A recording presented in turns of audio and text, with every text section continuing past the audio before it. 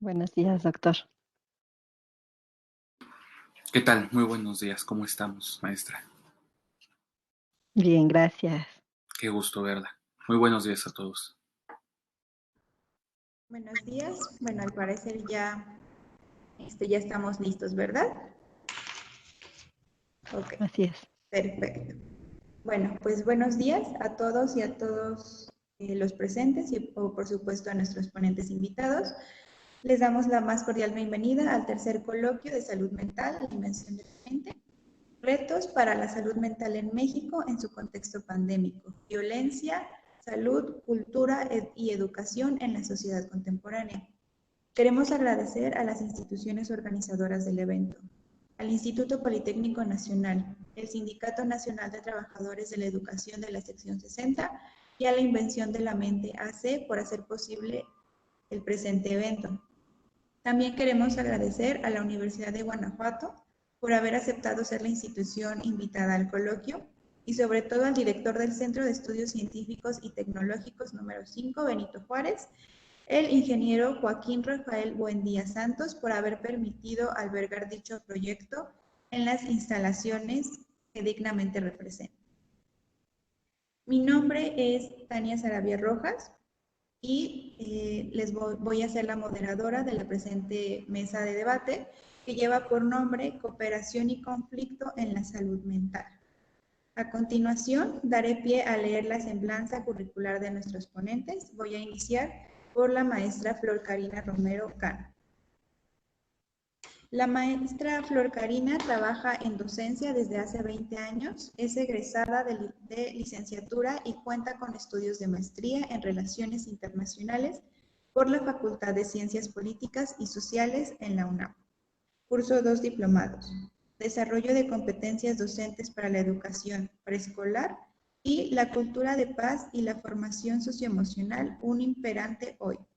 Una certificación en coaching cognitivo por Thinking Collaborative. Es miembro asociado inicial de la Sociedad Mexicana de Salud Mental, Delegación Querétaro y coordinadora operativa de TIMONES. Ha sido profesora en la Universidad Nacional Autónoma de México, Universidad Autónoma de Querétaro, UNIDEP. Participó en el programa de apoyo a proyectos para la innovación y mejoramiento de la enseñanza. Es ponente en congresos, autora del libro Introducción a la Economía y coautora del libro Club Quali. Fue directora técnica en preescolar y cuenta con experiencia en iniciativa privada en Walmart México y Procter Gamble. También contamos con la presencia del doctor Gerardo Andrés Vegas Rosas. Es médico cirujano por la Facultad de Medicina de la Universidad Nacional Autónoma de México, maestro en Ciencias Neurobiológicas por la UNAM en el Instituto Nacional de Psiquiatría y miembro de la Sociedad Mexicana de Salud Mental. Ha realizado investigación en neurociencias cognitivas, donde recientemente recibió mención honorífica por parte de la Secretaría de Salud Federal por su trabajo en conductas motivadas y adicciones, realizado en la División Federal realizado en la División de Neurociencias del Instituto de Fisiología Celular. Egresado del programa de Neurociencias de la Universidad Iberoamericana y cuenta con diversos diplomados en psicoterapia cognitiva conductual, psicoanálisis y rehabilitación neuropsicológica.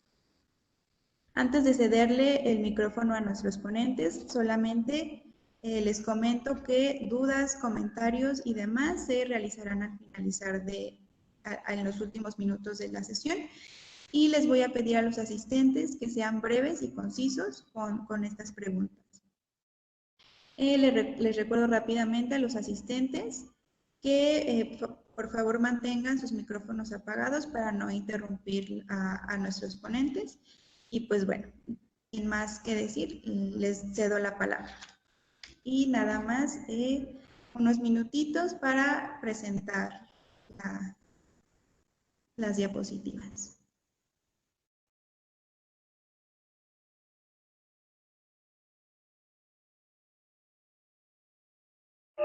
Nada más nos indica alguien, por favor, cuando se logre ver. Ya se ven. Ok, perfecto. Adelante. Muchas gracias, buenos días. Agradezco al Instituto Politécnico Nacional la invitación a este coloquio y a la Sociedad Mexicana de Salud Mental la oportunidad que nos brinda al doctor Andrés Vega y a mí para reflexionar, analizar, debatir en conjunto con todos los asistentes esta problemática sobre el conflicto y la cooperación. Vale la pena preguntarnos si son conceptos antagónicos, si son complementarios, si son excluyentes. Para comenzar, voy a compartirles una frase de Carl Schmitt que dice así: al caso extremo del conflicto solamente pueden resolverlo entre sí los propios participantes. Cambiamos de lámina, por favor.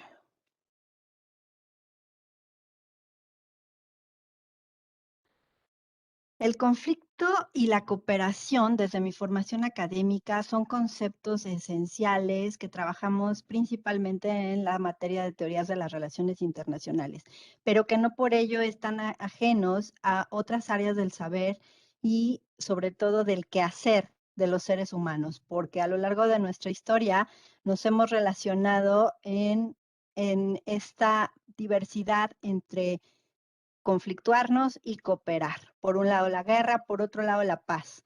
Y son momentos que caracterizan nuestras relaciones como personas y como naciones. Algunas mentes brillantes como las de Tucídides, Agustín de Hipona, Nicolás Maquiavelo, Thomas Hobbes, Hans Morgenthau, Kenneth Neil Watts han puesto especial atención a la idea de conflicto, mientras que Jean-Jacques Rousseau, Montesquieu, Immanuel Kant, Woodrow Wilson y Robert Owen Keohane, entre otros, han puesto más atención a la idea de cooperación. Emil Durkheim, Merton y otros autores han hablado de que cuando no existe ni cooperación ni conflicto, se puede mencionar el término de anomia. Desde 1784, Immanuel Kant ya nos hablaba de la dificultad que tenemos las personas para convivir, porque nuestra esencia a veces es hacia aislarnos, hacia estar de una manera individualizada, y esto amenaza la disolución social. Entonces, pues nuestras conductas van más hacia la hostilidad y hacia el conflicto. El mismo Immanuel Kant se preocupaba por establecer premisas que permitieran construir una paz perpetua entre los estados y entre los pueblos de aquel momento histórico, y escribiría, cito textual, en su texto de la idea de la paz perpetua, que era una aproximación progresiva a la que se podría llegar a través de la contribución de todos para realizar un Estado de Derecho público universal. Aquí tenemos algunas imágenes de cuál es el extremo del conflicto, la guerra. Una de las guerras más atroces fue la Primera Guerra Mundial, que sucedió principalmente en Europa, en las trincheras, entre 1914 y 1918. Fue una guerra llena de atrocidades, de violencia, de tragedia, en donde todos los ciudadanos de alguna manera u otra se vieron afectados. En la novela de Éric María Remarque, llamada Sin novedad en el frente, se llevará a cabo después en el cine, en 2 ocasiones. La novela la escribe Éric María Remarque en Alemania en 1929. En 1930 la película ganó un Oscar y en 1979 se rehizo esa película. ¿Por qué traigo aquí a la luz en esta plática este recuerdo? ¿Por qué? Porque las guerras empiezan en la mente de alguien y estamos aquí para abordar la salud mental. Entonces, eso tiene que ver con mi formación académica, porque las relaciones internacionales surgen precisamente en 1919, cuando termina esta Primera Guerra Mundial, como un grito de nunca jamás. Se plantea que en las aulas se tiene que crear una serie de estudios académicos que permitan a los intelectuales y a los actores políticos prevenir esta gran tragedia.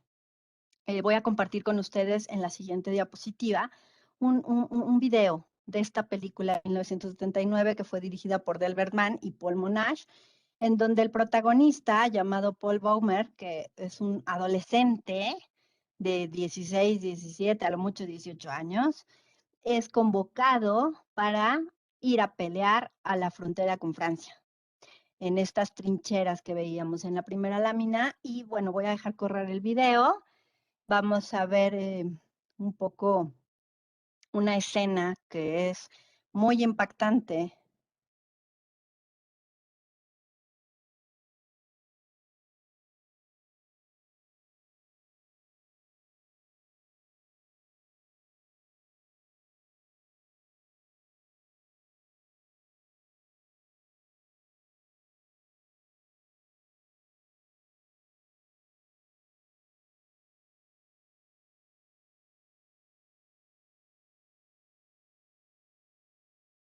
No corre el video, pero bueno, se las voy narrando. En esta trinchera, él como soldado alemán está escondido y de pronto ve saltar sobre sí a un soldado francés. El impulso, al estar ya después de varias semanas en este frente de batalla, pues la reacción lo lleva a enterrar un cuchillo de guerra al francés. Entonces el francés inmediatamente cae herido a un costado del soldado alemán. Y entonces reacciona el soldado alemán con esa naturaleza humana también de solidaridad. Y entonces le dice, quiero ayudarte. Yo no quería matarte, le dice. Tú saltaste de repente y ¿qué podía yo hacer? Nunca me había encontrado con un amigo, con un enemigo cara a cara. Vi tu fusil, vi tu bayoneta, vi tus granadas y ¿qué más podía yo hacer?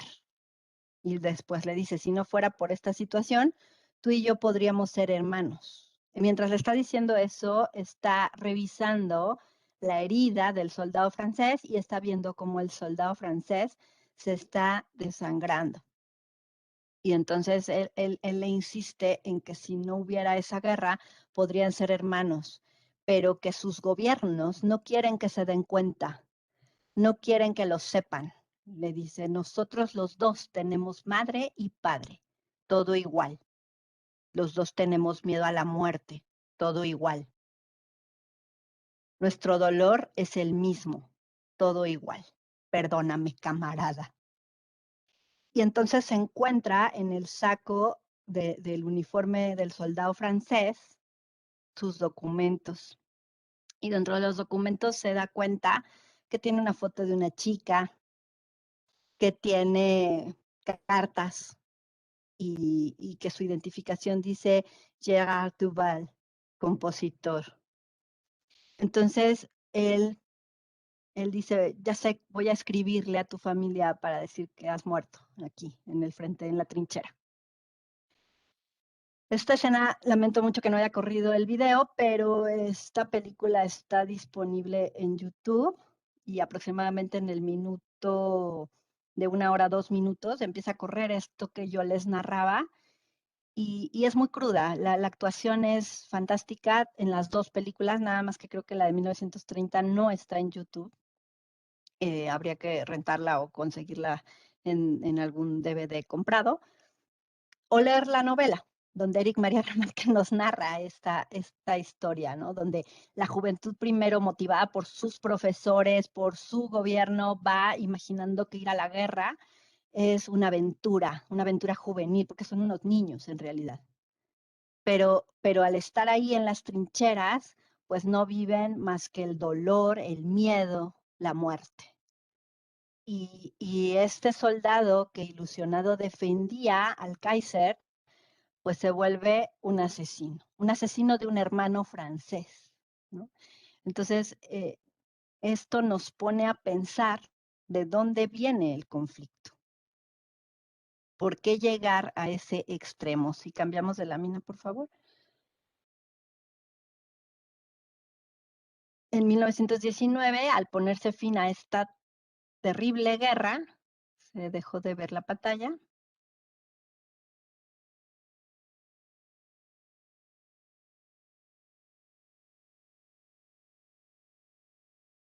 Dos segunditos, por favor. Y gracias. En 1919, con el Tratado de Versalles, se pone fin a la Primera Guerra Mundial y la Liga de las Naciones o la Sociedad de las Naciones, que en aquel entonces acuerdan este Tratado de Paz como fin a esta guerra de trincheras, llaman a la cooperación intelectual a través de la Comisión Permanente para la Literatura y las Artes y le encomiendan al científico Albert Einstein que tenga un diálogo que responda a la pregunta ¿por qué la guerra? Y entonces Einstein elige como interlocutor a Sigmund Freud, quien accedió a este diálogo por cartas en 1932 y las cartas se publican en 1933. En este texto podemos analizar las ideas centrales que intercambian entre Freud y Einstein. Y entonces Einstein plantea tres grandes preguntas. Primero, ¿hay algún camino para evitar a la humanidad los estragos de la guerra? Segundo, ¿cómo es que estos procedimientos logran despertar en los hombres tan salvaje entusiasmo hasta llevarlos a sacrificar su vida? Y tres, ¿es posible controlar la evolución mental del hombre como para ponerlo a salvo de la psicosis del odio y la destructividad? En relación con la primera pregunta, Einstein explica el peligro de la humanidad a las ideas nacionalistas. Propone una solución administrativa al crear un cuerpo legislativo y judicial para dirimir cualquier conflicto entre las naciones. Dice que el derecho y el poder deben ir de la mano y que se debe construir una seguridad internacional, lo que implica la renuncia incondicional en una cierta medida de todas las naciones a su libertad de acción, es decir, a su soberanía. Y está claro, fuera de toda duda, que ningún otro camino puede conducir a esta seguridad. Señala que el hombre debe ser cuidadoso con los factores de poder, la venta de armas, los intereses particulares y el hambre de poder político. Y también se pregunta, ¿por qué unos cuantos someten al servicio de sus ambiciones a la voluntad de la mayoría? A lo que responde que es una minoría la que controla las escuelas, la prensa, la iglesia, con lo cual organizan y gobiernan emociones de la masa. Como respuesta a la segunda y la tercera pregunta, el propio Einstein considera que el apetito de odio y destrucción pueden convertirse en una especie de psicosis colectiva que conduciría a los hombres a la voluntad de sacrificar sus propias existencias, aunado a la enorme cantidad de masas iletradas. Ante todas estas reflexiones planteadas por Einstein, Freud descubre que sí es el interlocutor adecuado, porque entonces hay que pensar la guerra como, como esa dualidad humana entre dos pulsiones. Por un lado el odio, la aniquilación y la destrucción, y por otro lado la muerte, y por otro lado, perdón, el amor, la vida, la parte erótica y la necesidad de conservar y de reunir. Ambas pulsiones originan los motivos para que entre las personas vivamos sensación de atracción o sensación de repulsión. Freud considera que para evitar la guerra se requiere fortalecer la pulsión erótica, los vínculos del amor pero sin metas sexuales. Estos vínculos que generen identificación con los otros, pero después agrega que esto es una esperanza utópica. Analiza que el vínculo que existe entre el derecho y el poder es importante, porque la violencia existía desde las primeras comunidades, pero vino la necesidad de someter al otro, y entonces el derecho permite someterlo sin matarlo. Freud le pregunta a Einstein, ¿por qué nos sublevamos tanto contra la guerra usted y yo y tantos otros? ¿Por qué no la admitimos como una de las tantas penosas calamidades de la vida? Y el mismo Freud se responde a sus preguntas diciendo que todo hombre tiene derecho a su propia vida, porque la guerra aniquila promisorias vidas humanas, pone al individuo en situaciones indignas y lo acerca a la destrucción de valores y de otras cosas más. Freud termina su respuesta señalando, ¿cuánto tiempo tendremos que esperar hasta que los otros también se vuelvan pacifistas? Y advierte la importancia de la cultura. todo lo que promueva el desarrollo de la cultura trabajará también contra la guerra. La Sociedad de las Naciones volvió a ser rebasada en 1939, con lo que todos sabemos que ocurrió en la Segunda Guerra Mundial y toda la aniquilación y el holocausto generado nuevamente por Alemania. Sin embargo, esto también tuvo ideas basadas en dos grandes autores. Cambiamos de lámina, por favor.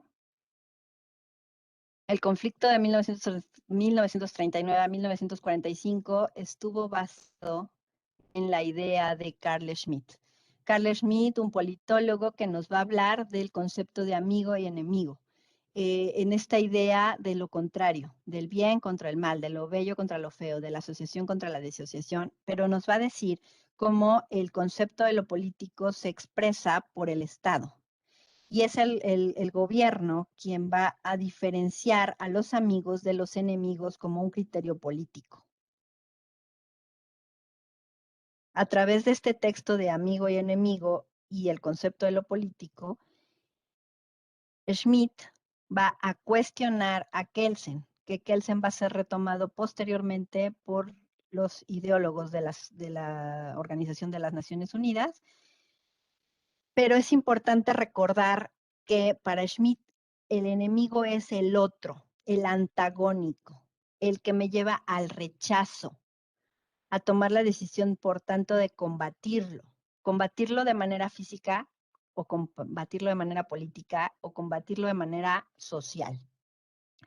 Schmitt va a relacionar las guerras con la manifestación de esta diferencia entre amigo y enemigo, pero advierte que el enemigo no siempre será el competidor o el adversario, sino el enemigo público, porque de ahí vendrá la idea del combate. Y afirma que en un mundo sin conflictos, con una paz permanente, sería un mundo sin la diferencia entre amigos y enemigos. La siguiente, por favor. Dentro de los debates de las teorías de las relaciones internacionales, tenemos a los realistas desde los años 20 con Carr, pero después en el neorrealismo el más importante será Kenneth Waltz, que va a defender la idea de que los actores deben ser los estados, porque conviven ellos en un medio anárquico, donde el poder y la confrontación y las técnicas coercitivas y por lo tanto el armamento van a llevar a los estados a los conflictos. Y esto va a ocasionar que estos actores tengan ganancias relativas y se requiere, por lo tanto, de un modelo racional de toma de decisiones.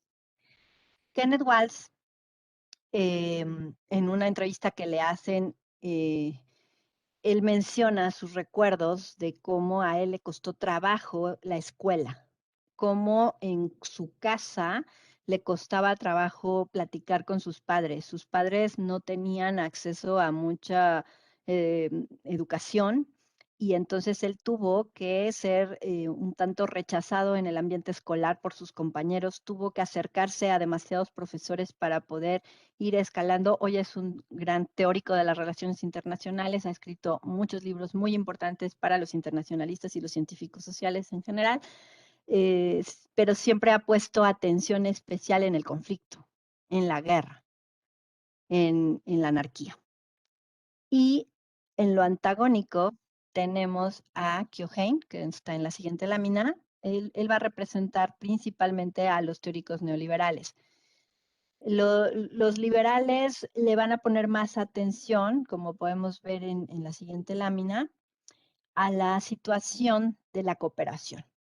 Para ellos, las instituciones son importantes para la negociación y para garantizar la seguridad. Keohane además dice que el Estado no es el único actor que decide si hay conflicto o hay cooperación. Él dice que también hay empresas transnacionales que quieren comerciar, que se requiere de un derecho internacional de estas instituciones que permitan que las ganancias puedan ser para las dos partes. Él dice, a veces sí se requiere del conflicto para poder llegar a un acuerdo donde ganen todos los actores. Y además él pone en la agenda internacional otros temas que también son necesarios. y va a hablar de regímenes internacionales y del sistema burocrático de toma de decisiones. Keohane viene de una familia, en la misma entrevista que le hacen a Kenneth Waltz, en otro momento entrevista el mismo entrevistador a Keohane, y Keohane recuerda cómo él vivía pláticas reflexivas de cooperación, de labor social en su casa. Su madre había sido misionera desde niña, activista política, ella iba a marchas, creía en estos ideales socialdemócratas, y entonces para Keohane es muy fácil plantear, des, después de muchas investigaciones, esta conclusión de que los actores internacionales pueden cooperar. No sin haber entrado en conflicto con Waltz en los debates que se dieron en los años 70, y no sin haber entrado en conflicto interior por defender este elemento en el debate que es la cooperación. En la siguiente lámina vamos a ver un poco a Durkheim, porque sin profundizar demasiado en la obra de Durkheim, porque esto daría para otro coloquio completo sobre solo Durkheim, es importante considerar dos puntos. El que Durkheim va a decir que cuando faltan los límites a las acciones individuales y no hay normas, y tampoco por consiguiente hay fuerzas colectivas para que se sostenga la sociedad a través de la educación y la moral, estaremos hablando de anomia. Y la anomia, en ese sentido de vacío, de incertidumbre, de duda intrapersonal, va vinculado con su obra maestra del suicidio. La conclusión principal de Durkheim es que el suicidio es un acto social, no es un acto individual. O sea, él pone en la mesa de debate que el ser humano, en un acto totalmente íntimo, como es decidir quitarse la vida a sí mismo, en realidad no está actuando solo, está actuando por una presión social. Como internacionalista viene la pregunta de si esa acción social es nacional o es global. Y como docente y madre de familia, habría que preguntar también cuál sociedad. La sociedad de la familia, que es donde empieza todo lo social, la sociedad de la escuela, la sociedad nacional, esos gobiernos que nos llevan a este concepto del que hablaba Schmitt, de amigos y enemigos. ¿Quiénes son nuestros enemigos? ¿Y por qué nos conflictuamos con ellos? Al grado de generar violencia, ya sea verbal, psicológica, física. Estos medios de comunicación son esa sociedad que nos lleva a enemistarnos con el otro porque no es mujer, porque no es varón, porque no piensa como yo. Y entonces viene otra pregunta que ya no alcanzo a responder dentro de las ciencias sociales y requiero de la interdisciplinariedad y la transdisciplinariedad. Si cambiamos de lámina, por favor.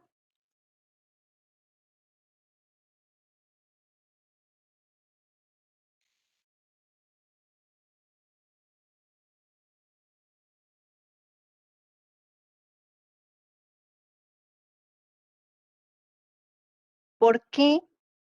¿Por qué es importante analizar los conceptos de conflicto y cooperación? ¿Por qué entender estas dos ideas? ¿Por qué verlas en el plano teórico? ¿Por qué hay que bajarlas a la práctica? A través de un pensamiento reflexivo y crítico que nos lleve a establecer una cultura de paz, y no la cultura de paz de los 8 puntos que menciona las Naciones Unidas, sino a esa transformación intrapersonal y de relaciones que nos lleven a tener valores y actitudes en el ámbito personal y social.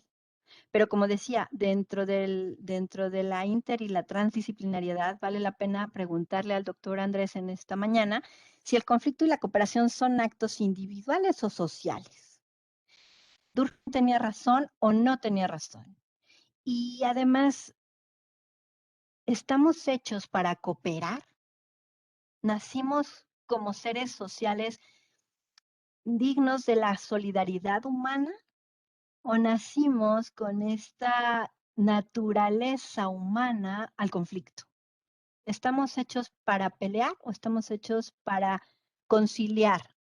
Definitivamente no somos iguales, ninguno de nosotros somos únicos e irrepetibles, pero ¿por qué entonces la salida hacia el conflicto? ¿Está realmente en nuestra biología, en nuestra neurología, en nuestra química cerebral? ¿Está en nuestra herencia, en nuestra información genética o lo aprendemos?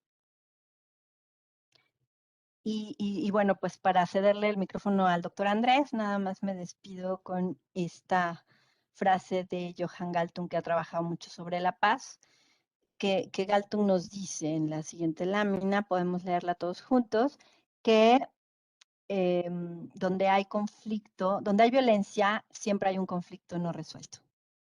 Muchas gracias. Muchas gracias, maestra Karina. Y la verdad es que el cómo usted plantea las preguntas resulta prácticamente imposible de contestarse de una manera absoluta y cierta, ¿no? Y creo que vale mucho la pena por eso mencionar cómo Freud da una respuesta bastante amplia, en el sentido de que muchas veces incluso casarnos con una sola respuesta nos aleja a veces de la realidad. Y justamente el que nosotros podamos ver desde la transdisciplinariedad este tipo de conflictos en los cuales nos encontramos, incluso desde una perspectiva filosófica respecto a si estamos programados o no para la paz o para el conflicto, resulta verdaderamente enriquecedor y creo que al final de la ponencia sería maravilloso que quien guste pueda compartirnos sus experiencias, sus preguntas y sobre todo sus puntos de vista, porque eso va a ser lo verdaderamente eh, agradable de este tiempo. Siguiente diapositiva, por favor. Entonces, me gustaría retomar un poco lo que nos había escrito el maestro Freud con Einstein al respecto de sus opiniones. Y vale mucho la pena destacar cómo, de manera previa en específico, a que tuviéramos esta parte de las cartas como tal, Freud había dedicado prácticamente toda su vida a comprender la psique humana desde una perspectiva médica. Recordemos que para este punto de la historia, la psicología no existía como la conocemos hoy en día. Incluso en la medicina, la psiquiatría se encontraba lejos de ser algo real. Básicamente, quienes atendían los problemas de salud mental eran los neurólogos, porque comprendemos en buena parte, y en ese momento se entendía hasta cierto punto, cómo la psique se desprendía justamente de este órgano del cerebro y no de otras partes, a diferencia de lo que se creía de una manera un poquito más clásica en la historia de la medicina. Y por lo tanto, Freud comienza a revolucionar la ideología que se tiene sobre la idea de salud mental, de la parte de salud y enfermedad propiamente hablando, a partir de el aparato psíquico, es decir, de generar cómo una persona va más allá nada más de su estructura médica, de su estructura biológica, y empieza a tener un impacto importante las emociones, el pensamiento y por lo tanto las conductas de los individuos. Pero también entonces, como buen pensador del momento, empieza a decir y a cuestionarse respecto a de dónde surge entonces todo este aparato psíquico. Es cierto que desde una perspectiva genética, todos los seres humanos, por cuestiones meramente evolutivas, contamos con un aparato psíquico. Sin embargo, se hace estas preguntas que justamente la maestra Karina nos planteó de una manera previa, pero con un enfoque mucho más dirigido hacia el individuo para la mayor parte de su vida.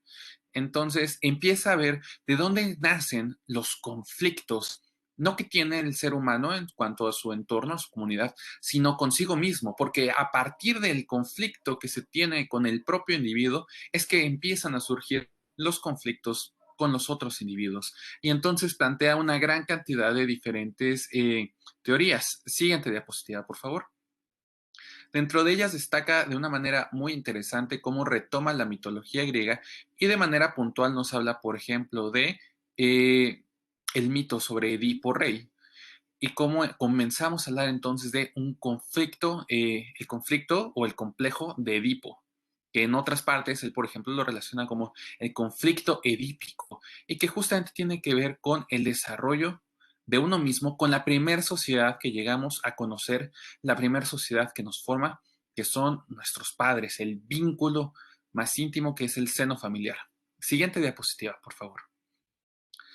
Y bueno, dentro de esto vale mucho la pena destacar cómo a partir de un conflicto que no es resuelto de manera oportuna en una primera instancia, que no se lleva de la manera correcta, sobre todo, vaya, en la infancia, en las diferentes etapas del neurodesarrollo y del desarrollo psicológico que Freud plantea, pues nos va a llevar a un inadecuado o un apropiado desarrollo del yo, del ello y del super yo, que básicamente nosotros lo podemos traducir incluso desde una perspectiva enteramente de psicobiología evolutiva, cómo los seres humanos vamos avanzando de ser animales, llamémoslo de una manera inapropiadamente dicho, más evolucionados que el resto de los córdolos u otros animales que podemos encontrar pues en el mundo de forma completamente regular.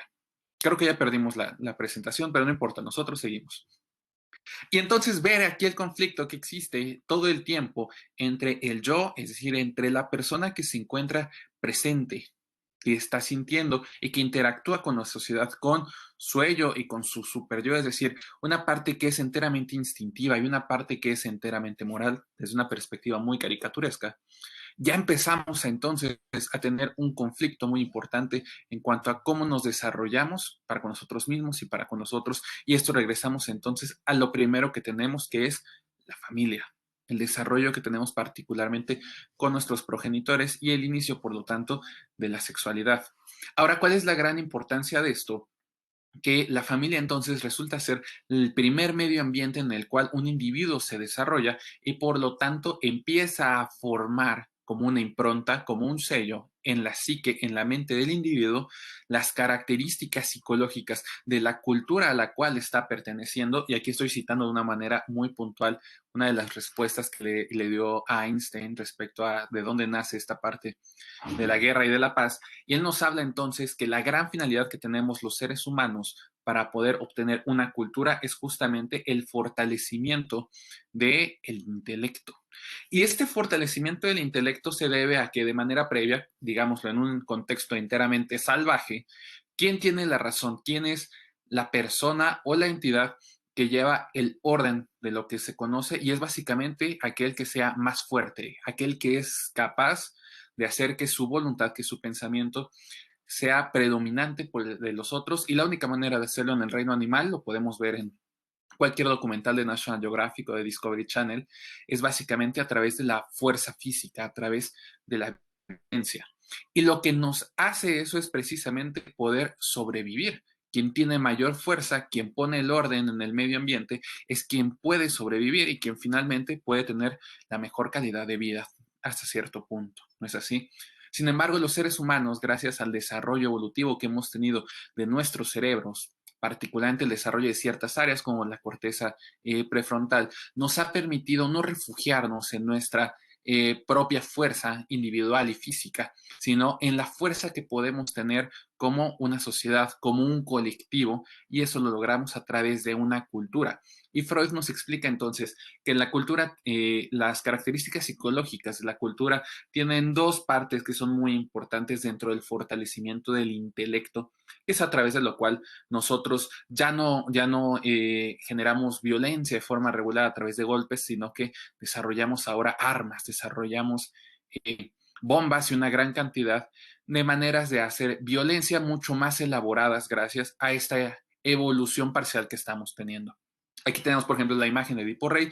Estamos retomando esta parte de Einstein. Entonces, Freud nos dice que las dos características psicológicas más importantes de la cultura va a ser la dominación o la capacidad de dominar la vida instintiva, que es esta primera parte evolutiva que decimos, cómo el cerebro está programado para sobrevivir a través de la violencia y entonces a través de nuestro desarrollo, dentro de nuestra evolución como especie, nuestro cerebro ahora se programa para dominar una vida que es instintiva. Es decir, nosotros cuando tenemos ganas de orinar, no nos orinamos frente a los demás, sino que buscamos el momento socialmente apropiado para ir al baño y realizarlo de la manera más higiénica posible.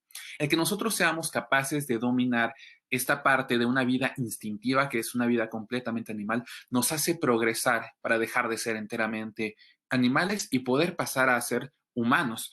Y por otro lado tenemos la reversión del impulso agresivo, que está íntimamente ligado con esta parte de los impulsos. Y es muy interesante cómo Freud a lo largo de su obra nos habla muchísimo justamente de las represiones. Pero una represión no se refiere de forma precisa en toda su obra únicamente a tratar de eliminar o de suprimir estos impulsos, sino incluso de llegar a revertirlos para que haya un flujo, pero que ese flujo sea en pro de uno mismo, del bienestar individual y sobre todo de un bienestar social, un bienestar cultural, un bienestar que afecte a todo el mundo. Siguiente, por favor. Entonces, de esta manera, Freud empieza a dar una respuesta muy interesante sobre cómo a partir del inconsciente nosotros podemos evolucionar de una manera literal, biológica, y de una manera también más filosófica, sociológica, de ser un individuo completamente instintivo, para lo cual estamos programados, los animales en general, y cómo los seres humanos estamos ahora nuevamente con una programación completamente diferente en pro de la supervivencia como colectivo, como especie cultural. Siguiente, por favor. Podríamos hablar mucho más allá al respecto, pero vale la pena entonces discutir cómo ideologías y corrientes más actuales de la psicología, como por ejemplo la parte más cognitivo-conductual, nos habla de cómo surge este tipo de conflictos a partir de una ideología que es conocida como la triada de Beck, en la cual nosotros podemos encontrar que existe un evento activador o una inferencia, es decir, algo que está ocurriendo en el mundo que es completamente neutro, no es ni bueno ni malo, sin embargo que se encuentra sometido a nuestro sistema de creencias y a las evaluaciones que nosotros hacemos respecto a este evento que ocurre neutro en el mundo. Y nuestro sistema de creencias es lo que nos permite determinar si es algo bueno, si es algo malo, si es algo que nos agrada o es algo que totalmente nos genera una aversión, un rechazo. Dentro de esto, por ejemplo, encontraríamos específicamente hablando del conflicto o quizás de la guerra, en que si ocurre alguna cuestión, por ejemplo, no sé, si mis vecinos están teniendo una fiesta y hacen mucho ruido, eso es un evento activador que puede ser completamente neutro. Sin embargo, a partir de mi sistema de creencias, si yo me llevo de manera previa mal con mis vecinos, hemos tenido problemas, yo voy a tomar de una manera negativa ese evento activador que es completamente neutro. Automáticamente voy a pensar algo negativo, algo malo, no lo sé, que quizás están haciéndolo para molestarme, para provocarme, y entonces voy a tener una consecuencia emocional, me voy a sentir mal, voy a tener ansiedad, enojo, demás, y por lo tanto también voy a tener una consecuencia conductual. No sé, llamar a la policía.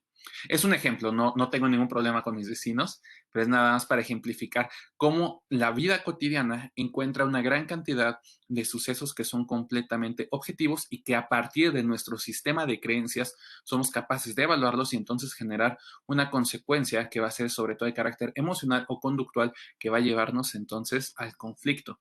Ahora, algo importante aquí mencionar es de dónde surge entonces este sistema de creencias. ¿Ese sistema de creencias ya viene programado en nuestro cerebro desde que nacemos o es algo que aprendemos? A partir de los paradigmas que tenemos hoy en día de neurobiología, de los procesos de aprendizaje y memoria, básicamente se plantea que todo aquello que nos genera alguna preferencia, nos genera algo de agrado o de desagrado, viene a partir de un proceso de aprendizaje, un aprendizaje que es contextual, un aprendizaje que es a partir de la relación entre los objetos que se encuentran en nuestro medio ambiente y las experiencias físicas que nos hacen vivir, una experiencia física agradable, como un abrazo, como la saciedad, o una experiencia desagradable, como puede ser la enfermedad o el dolor. Entonces, a partir de este sistema de creencias, que es algo enteramente aprendido desde la perspectiva más actual de neurobiología, del aprendizaje y la memoria, podríamos decir que todo tipo de evento activador que es neutro, nosotros lo juzgamos a partir de lo que vamos aprendiendo. Y aquí entonces llegamos a un punto en el cual tenemos que poner un balance entre aquellas cuestiones más instintivas que tenemos como seres humanos, porque indiscutiblemente siempre van a haber cuestiones que por instinto vamos a querer hacer o evitar, junto con lo que ya hemos aprendido de nuestra experiencia previa para tener una consecuencia conductual de decidir tener paz o decidir tener guerra con nuestros congéneres, con el vecino, con nuestro compañero de otro país, con el extranjero, o incluso, y es algo que plantea mucho Freud y donde surge buena parte del problema de salud mental, con nosotros mismos. Siguiente diapositiva, por favor. Y esto va a estar sobre todo implicado cuando nosotros tengamos una visión negativa. Y esta visión negativa, de acuerdo con Beck, tiene 3 puntos claves. Tiene una visión negativa que comienza con uno mismo, es decir, que yo no me percibo a mí mismo de una manera apropiada, de una manera que sea funcional, sino que busco la manera, no lo sé, quizás de autosabotearme o tener una mala imagen de mí mismo. Después ponemos el espejo de Blancanieves, que a pesar de que la reina se veía a sí misma y era la más bella, siempre su espejo le decía que había algo que estaba mal y que había algo que no era perfecto. Y eso es lo que generó entonces el conflicto con Blancanieves, que pues para nada tenía ningún problema con ella. Por otro lado, tenemos la visión negativa del mundo, de aquellas cosas que nos rodean y sobre todo de aquellas cosas sobre las cuales no tenemos ningún tipo de control, ningún tipo de injerencia y por lo tanto no podemos tomar una decisión al respecto porque no nos compete simple y sencillamente. Yo no puedo decidir si quiero que el sol salga mañana o no, eso no me corresponde a mí, pero es una visión negativa que puedo tener sobre el mundo. Y cuando tenemos una visión negativa de las cosas que nos rodean, naturalmente vamos a querer buscar un conflicto, un problema con aquellas cosas que nos rodean. Y finalmente tenemos la visión negativa del futuro, es decir, de todas aquellas cosas que son por venir, que generalmente planteamos en nuestra cabeza como futuros que tienden a ser amenazantes, que no están ocurriendo hoy en este momento, que no son reales en este momento y que seguramente nunca serán reales. Sin embargo, el estar poniendo nuestro foco de atención en estos futuros irreales, en lugar de poner nuestro foco de atención en el presente, genera algo clásico que nosotros podemos decir como uno de los síntomas cardinales de la ansiedad. Y por lo tanto, la ansiedad, ¿qué es lo que pasa? Que genera distintos tipos de conflictos con nosotros mismos y con las personas que nos rodean. Entonces vemos nuevamente cómo la visión, la cosmovisión que nosotros podemos tener, si es negativa y esta cosmovisión viene de nuestra escala de valores que aprendimos en todas nuestras experiencias previas, desde el seno familiar hasta nuestro contexto social del día a día, es lo que termina generando que tengamos un conflicto individual con nosotros mismos y con las personas que nos rodean. Y si a eso lo aunamos a la parte instintiva, animal que tenemos, de esta parte de ser agresivos por impulsos, o diría Freud, por pulsiones, hace que sea verdaderamente peligroso que una persona no tenga las características que fortalezcan de la cultura a su aparato psíquico, a su mente, a sus emociones. Y entonces aquí hablamos de la importancia de la prevención, sobre todo desde el contexto de la familia. Siguiente diapositiva, por favor. Les quiero plantear ahora qué es lo que sucede en el cerebro con todo esto. Y este es un estudio padrísimo que se realizó en Europa, en el cual se siguió a una serie de personas que venían de un contexto rural, es decir, venían de pueblos o de ciudades más pequeñas en los cuales el estilo de vida es más laxo, es más relajado, no venían con tanta presión como en zonas urbanas o ciudades grandes donde todo es básicamente estrés y una vida muy rápida.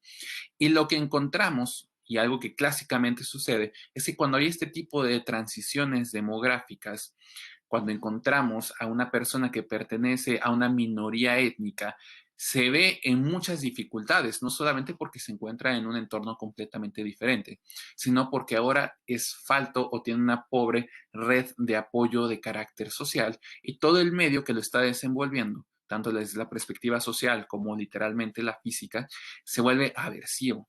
Y sobre todo, en este estudio se realizó sobre niños y adolescentes, que recordemos que es el punto crítico en el cual se desarrollan la mayor parte de las enfermedades mentales, los cuales cuando se encuentran a partir de este estrés social, que son experiencias sobre todo debidas a que son una minoría étnica, por ejemplo, podemos encontrar de una manera muy puntual la discriminación racial y la falta de un apoyo, de una red de apoyo, lo que va a generar es que hayan cambios genéticos y epigenéticos que provocan riesgos para sobre todo un mal desarrollo neurológico, una sensibilización hacia el estrés social y que nosotros lo podemos medir desde una perspectiva médica, neurológica, de neuroimagen, con alteraciones estructurales de su cerebro, literalmente son diferentes, sobre todo en aquellas áreas que nosotros consideramos como las más evolucionadas, de una manera inapropiadamente dicho, aquellas áreas relacionadas con el pensamiento crítico,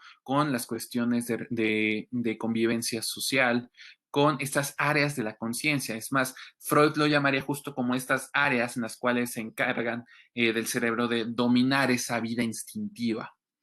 ¿Y qué es lo que termina sucediendo cuando tenemos un buen desarrollo de estas áreas, dentro de las cuales destaca mucho el giro del cíngulo, sobre todo en su porción anterior, que es lo que podemos ver en color amarillo aquí en las imágenes del cerebro?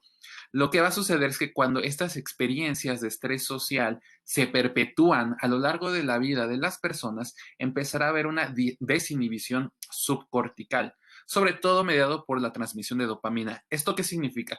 Significa que las áreas del cerebro que están más evolucionadas o que están más relacionadas con el control emocional, con la parte social, con todas estas cuestiones del desarrollo del intelecto y del juicio crítico, se van a encontrar desinhibidas, se van a encontrar separadas, cortada la comunicación o de una manera inapropiada con aquellas áreas del cerebro que se encargan más bien de la supervivencia a partir del instinto. Y es por eso que las personas empiezan a actuar de una manera más instintiva, es decir, se vuelven más agresivos de manera predominante. Y esto es algo que nos comentaba mucho la maestra Karina, como la visión de las personas que han logrado dar lugar a este tipo de teorías sobre la guerra y la paz, pues está directamente vinculada a que si una persona tuvo un buen apoyo por parte de su familia, bueno, resulta que esa persona en su adultez va a creer mucho en las instituciones, va a creer mucho más en la paz desde esta perspectiva.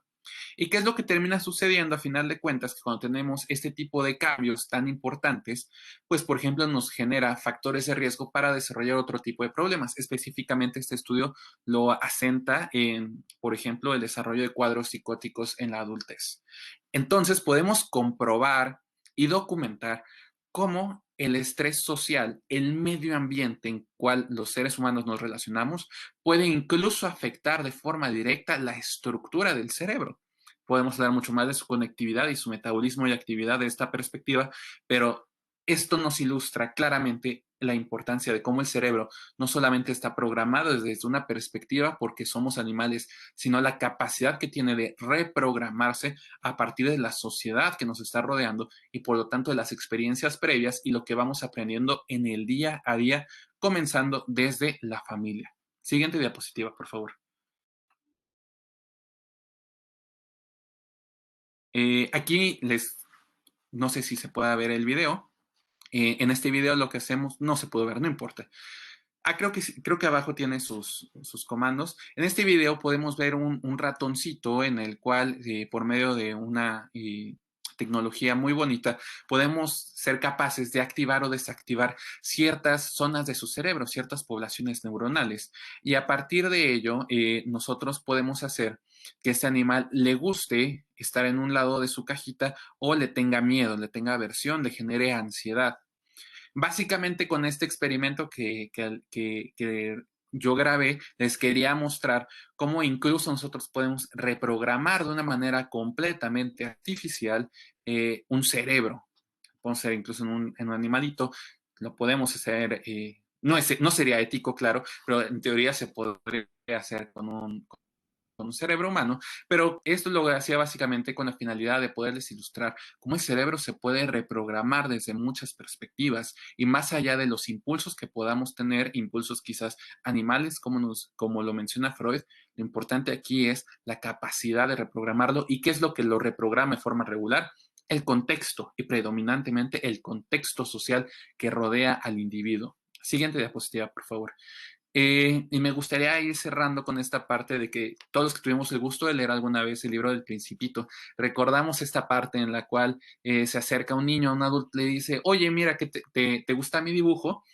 Y el adulto dice, bueno, es un sombrero bonito, cuando en realidad para el niño era una serpiente que se había tragado todo un elefante. Con esto quiero que vayamos ilustrando cómo nuestra cosmovisión, nuestra escala de valores, es capaz de generar una interpretación completamente diferente de lo que vemos de forma regular en el presente. Entonces, a partir de lo que hemos aprendido, nosotros vamos a interpretar los sucesos del día a día, vamos a interpretar la guerra, vamos a interpretar la paz, pero a final de cuentas, termina siendo, a pesar de la predisposición que tenemos como animales, la decisión de cada individuo de decidir tener guerra o decidir tener paz. Porque es cierto, estamos predispuestos, es cierto, tenemos toda esta carga genética, esta carga de aprendizaje, nuestro cerebro ha sido reprogramado de acuerdo con la cultura y la sociedad que nos rodea. Pero al final del día, el tener esta capacidad evolutiva del cerebro es lo que nos permite tomar una decisión. Entonces, si a mí me tocaría hoy en día responder con todas las herramientas que tenemos clásicas desde Freud hasta lo más actual en neurobiología que comprendemos, creo que diría que estamos sí programados para la violencia, pero todos los seres humanos que crecemos en una cultura, y una cultura es una sola persona que pueda fungir como la familia, automáticamente ya también empezamos a ser reprogramados para un bien evolutivo, un bien mayor en el cual nosotros dejamos de ser un animal y pasamos a ser un ser humano con decisiones y con responsabilidades de lo que pensamos. Siguiente, por favor. Entonces, con esto les agradecemos mucho la maestra Karina y yo. Y bueno, si a nosotros nos parecería fabuloso que pudiéramos tener una sesión de preguntas o de diálogo en la cual todos podamos exponer lo que pensamos de una manera de lo más libre posible, porque hay una gran cantidad de tópicos que podríamos tocar y nos encantaría tener este ejercicio enriquecedor de platicar entre nosotros. Así que con toda confianza, muchas gracias.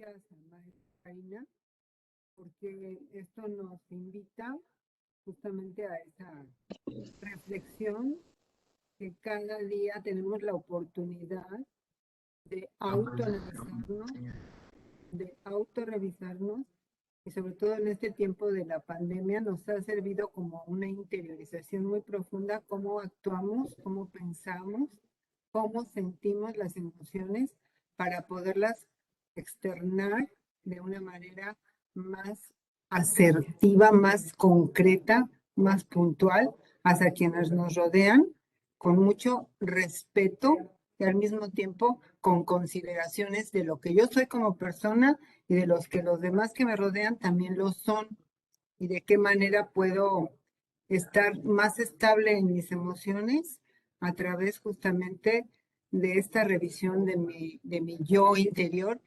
Y pues yo le diría que cada momento, cada día que tenemos es una oportunidad para irnos superando en nuestros limitantes o carencias. Muchas gracias a los dos por sus puntos de vista tan específicos, tan concretos, pero a la vez tan amplios para poder pues llegar a un punto en el cual pues tengamos esa capacidad como seres humanos, que todos los que estamos aquí lo somos, seamos hombres o mujeres, tenemos esa capacidad de poder pensar y actuar para bien. Muchas gracias, de verdad, a los dos. Muchas gracias. ¿Alguien más tiene alguna pregunta, algún comentario? Buenas tardes, Olga Lidia Bello, de la Sociedad Mexicana de Salud Mental. Muchísimas gracias, muchas felicidades al doctor y a Karina. Realmente una exposición muy brillante y que da fundamento al por qué es tan importante que todos nos interesemos en este tema de la salud mental. Políticos, médicos, todos, sociólogos, internacionalistas, todos estamos involucrados en esto, porque todos somos una comunidad. De hecho, el cerebro efectivamente está pensado en relacional, es un cerebro relacional, nos ha hecho ser relacionales.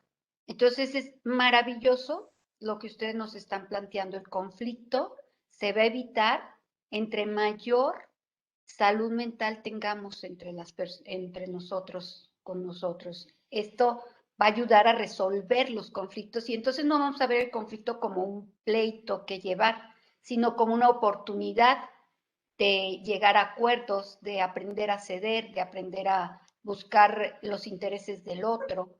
Y esto nos va a dar una gran riqueza. ¿Cuánto gasto podríamos tener menor en seguridad y sería más efectivo si se pudiera trabajar más en la prevención de la salud mental?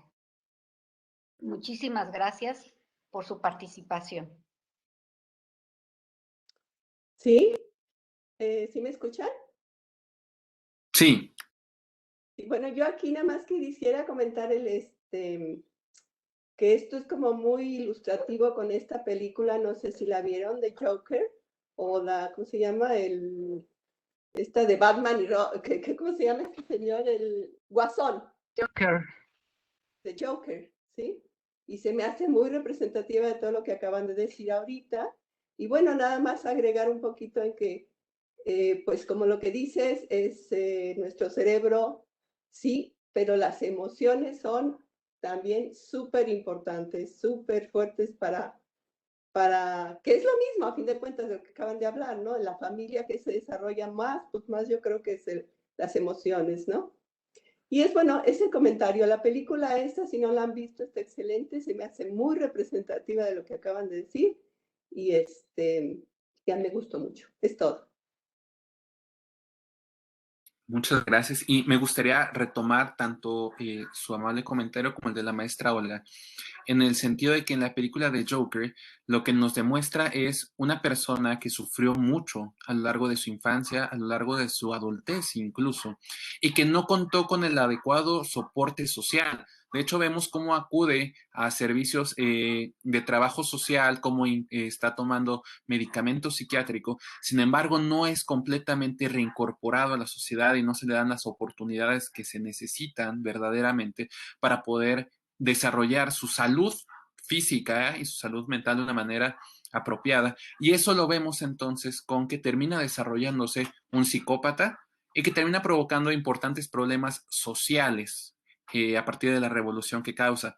Pero, ¿qué hubiera pasado si las personas encargadas de los desarrollos de la política, sobre todo en cuanto a legislación, las personas encargadas de la administración pública, todas las personas que no pertenecen al área de la salud, nos enfocáramos un poquito a la parte preventiva de la salud, hubiera habido un impacto social, que nada tiene que ver con la salud, verdaderamente grande para el bien no solo de este individuo que sufrió mucho, sino para el bien de toda la sociedad que lo estaba rodeando. Entonces, muchas gracias por sus comentarios. Verdaderamente es importante considerar que todos debemos de ser agentes de cambio para impactar la salud mental de las personas, de todo el mundo. No se necesita ser un gran especialista, se necesita que haya apoyo para la persona que se siente con depresión, se necesita que el amigo lleve a la persona que tiene ansiedad con un profesional, se necesita que actuemos como humanos, porque no hay salud sin salud mental.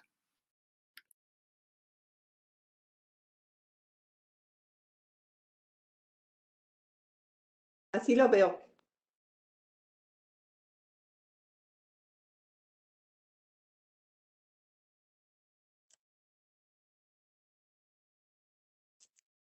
Ok, no sé si alguien más tenga algún otro comentario o pregunta.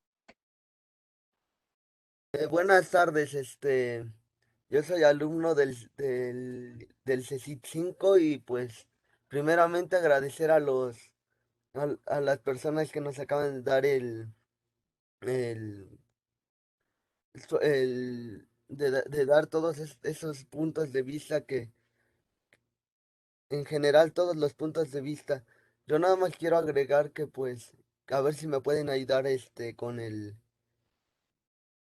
a resolver, no me quiero, ¿cómo lo puedo decir? Resolver una duda. Entonces el entorno en el que vive una persona es como uno puede desarrollar esta situación que puede ser el de pasar de tener mente a, a desarrollar la cooperación o como Maestra Karina, no sé si gusta apoyarnos. Sí, como mencioné durante mi participación, desde el punto de vista de la sociología y específicamente de Durkheim, pues él sí pone, presta especial atención a lo social como efecto, como causa de lo individual, ¿no? Sin embargo, pues, ¿hasta dónde? ¿Hasta dónde queda el pleno uso de la libertad individual, el elegir, el elegir quitarse la vida o, no, o enfrentar la vida? De verdad estamos tan influenciados por lo social, realmente no tengo una respuesta definitiva. En mi experiencia personal, creo que aunque la línea es muy delgada, eh, siempre dice Michel Crozier, otro autor del que no hablé el día de hoy, pero es un autor francés. Él tiene un texto que se llama El actor y el sistema. Él dice que a pesar de que el sistema esté corrompido o el sistema esté manipulado, programado, siempre, siempre hay un resquicio por el cual el actor individual puede transformarse y transformar el propio sistema. Entonces, pues desde ese punto de vista es una visión esperanzadora del mundo. Y eso es lo que quiere decir Keohane, eh, el, que no podemos perdernos en la imposibilidad de construir la paz. O sea, de verdad la paz es una aspiración imposible, aunque tengamos una historia llena de guerras. El que, el que yo sea hija de un diabético me va a volver diabética, ¿estoy realmente predestinada a ser diabética? Entonces, esas preguntas a mí en lo individual me llevan a pensar que si bien es cierto que vivimos en una familia, también podemos elegir el error que hayan cometido nuestros antecesores familiares, educativos, sociales, no tiene por qué perpetuar ese error en nuestra continuidad dentro de nuestros valores y dentro de nuestro sistema de creencias. Sin embargo, es la complejidad de, del mundo social actual, donde hay mucho más velocidad y mucho más cantidad de información que asumimos y que entonces la vivimos como verdad. Entonces ahí vendría la duda de qué es verdad, la paz, la cooperación o la guerra. Es un debate que en las ciencias sociales, pues desde los griegos, ¿no? De los más representativos, pues son Hobbes y Rousseau. Hobbes dice que el hombre es malo por naturaleza, mientras que Rousseau dice que el hombre es bueno por naturaleza. Sin embargo, los dos coinciden en la necesidad del Estado para volvernos a encarrilar, ¿no? Entonces, pues no tengo una respuesta definitiva, por eso le preguntaba yo al doctor, pero creo que como científicos, ya sea sociales o no sociales, sí creo que este tipo de oportunidades de diálogo, de artículos en conjunto, de mesas de debate, de congresos, de coloquios, nos abren esta oportunidad de construir, porque a final de cuentas la perfección humana solo se puede alcanzar a través de la conciencia, de la voluntad y de la educación.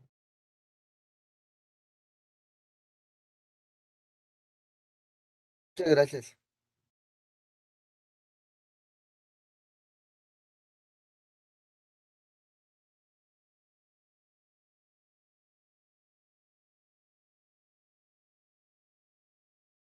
¿Alguien más tiene algún comentario, alguna pregunta para nuestro exponente?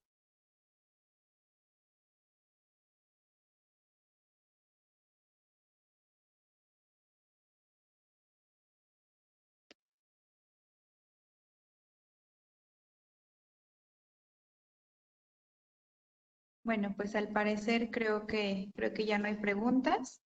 No sé si quieran agregar algo más los ponentes o vamos dando por finalizada esta sesión. Yo nada más agregaría que, retomando las palabras de la novela de Eric María Remarque que cité, ¿no? Donde dice, todos tenemos madre y padre, todo igual, los dos tenemos miedo a la muerte, todo igual, el dolor el mismo, todo igual, ¿no? Cuando ya mató al francés. Si bien es cierto que todos somos iguales ante la ley, ante las instituciones, pues a veces esas diferencias son las que nos llevan al conflicto. Y como bien decía la maestra Olga, el conflicto no le deberíamos de tener miedo, deberíamos de usar el conflicto para ir más lejos, pero no para ir más lejos hacia la violencia, sino para resolver ese conflicto, para enriquecer nuestro yo a partir del punto de vista del otro. Definitivamente creo que hay cierto error en el análisis de Schmidt en el plano de la prevención de la salud mental, ¿no? Desde el punto de vista político, pues sí, el actor político requiere de estos discursos para generar acciones de diferenciación. Y entonces estos antagonismos incluso tienen ganancia en lo político, pero en lo personal creo que podemos madurar en lo personal y en lo social para construir más que para destruir. Ok, muchas Claro, gracias, maestra Karina, por su participación. No sé, adelante. y nada más me gustaría agregar de una manera muy puntual que justamente aprovechando la importancia de construir que nos comenta la maestra Karina y recordando que mañana es el Día Mundial de la Salud Mental, me gustaría compartirles que en mis redes sociales hice una breve encuesta sobre si tienes pensamientos de muerte recurrentes o has considerado quitarte la vida. Y me gustaría compartirles cómo los resultados han sido verdaderamente tristes y encontramos que un 29%, es decir, casi una tercera parte de los encuestados, han respondido que sí. Entonces, generalmente, y algo que habíamos platicado previamente la maestra Karina y yo, es esta parte del suicidio como la última consecuencia, el último agravamiento que puede haber de cualquier tipo de trastorno de salud, sobre todo de la adicción, y cómo justamente surge a partir de un conflicto con uno mismo, un conflicto con la sociedad, y que nosotros hablemos de estos conflictos, querramos resolverlos, querramos buscar la paz para con uno mismo y para con nuestra sociedad, es lo que nos puede ayudar a prevenir este tipo de problemáticas que, a pesar de que era esperado, pues sigue cayendo de peso encontrar que una tercera parte de los encuestados de mis redes sociales hayan dicho que han pensado en quitarse la vida de manera reciente. Entonces, no dejemos de hablar de este tipo de cosas, no dejemos de romper los estigmas que tenemos sobre la salud mental, sobre los conflictos, porque es algo que nos compete a todos, no solamente al personal de salud, no solo a los grandes especialistas, es algo de absolutamente todo el mundo. Muchas gracias. Ok, sí, muchas gracias, doctor. También sumamente interesante lo que nos mencionan ambos. Muchas gracias por su participación, por todo lo que nos han aportado en esta ponencia. De verdad se los agradecemos muchísimo. Y bueno, pues también agradecemos a cada uno de los asistentes por haber participado en este tercer coloquio de salud mental. Y pues bueno, también los invitamos a todos a continuar conectados en las demás ponencias, talleres o mesas de debate. Y entonces, pues bueno, ya sería todo. Y nuevamente agradecerles muchísimo a nuestros ponentes. Gracias y hasta luego. Gracias. Gracias, Gracias. muy amable. Gracias. Gracias. Interesante.